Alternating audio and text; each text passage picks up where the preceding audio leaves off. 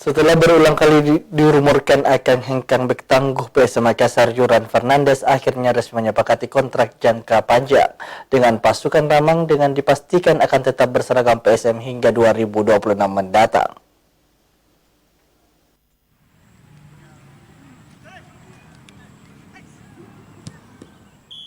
Manajemen PSM Makassar kembali mengumumkan pemain yang dipertahankan.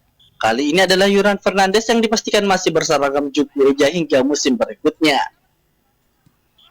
Manajemen PSM menyebutkan perpanjangan kontrak Yuran Fernandes merupakan hasil evaluasi. Hasilnya pemain berusia 28 tahun ini diikat dengan kontrak jangka panjang hingga 2026 mendatang. Yuran Fernandes adalah salah satu sosok yang menonjol di jantung pertahanan PSM Makassar. Penampilan Yuran selama berseragam PSM musim lalu bahkan sangat impresif. Faktanya PSM hanya kebobolan 28 gol dari 34 pertandingan di Liga 1 2022-2023. Bahkan di akhir musim Yuran Fernandes masuk dalam 11 terbaik Liga 1 musim lalu. Selain tangguh dalam bertahan, pesepak bola berusia 28 tahun ini cukup produktif. Ia sukses membekukan 5 gol selama satu musim. Wahyu Saputra, Celebes TV.